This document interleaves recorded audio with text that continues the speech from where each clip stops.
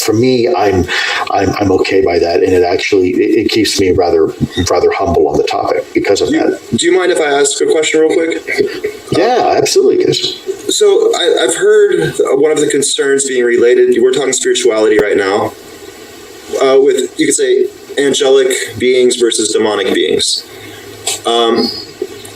I wanted to kind of, I guess, in a way to relate it just to my theory and my understanding. There's the different layers of creation, and we have the bigger realms of experience, and we have our experience, and then we have denser realms of experience. And for our experience to even have harmonized,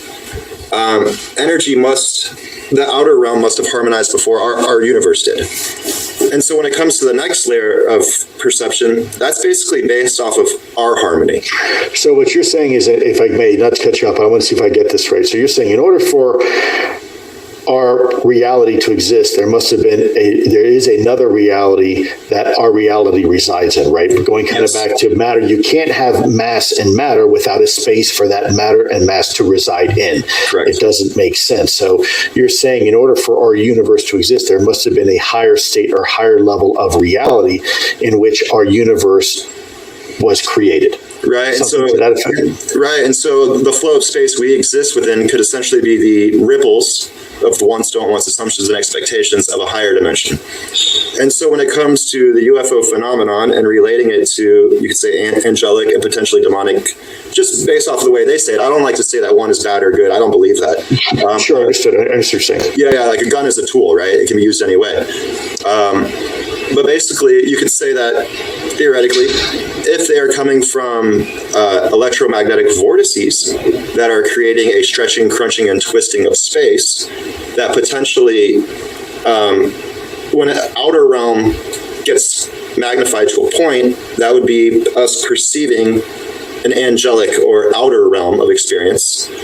And when you have a point being going bigger, that would be us experiencing something more on the demonic, but I don't want to use those words, but of a denser creation. You know, it's interesting. I remember another conversation I'll share with you where someone had mentioned the notion of the universe being a little bit like a glass of champagne in a nice fluted glass, where our universe is a bubble that exists within a multiverse where there's other bubbles around our universe, and the superverse is the champagne. It's the liquid that those bubbles reside in, if you will, or that connective tissue. Unfortunately, like I said, I don't. Yes, yeah. So, yeah, universe, multiverse within a superverse. Okay.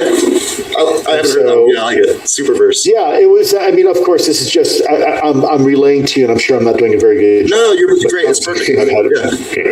Philosophically with other people, but it was interesting for me to hear it relayed, with using that analogy, because at that point I'm like, oh, okay, well, I now I can visualize it. I can see it again. Probably a very poor analogy, but it certainly was. It helped me try to understand the concept of what my friend was discussing.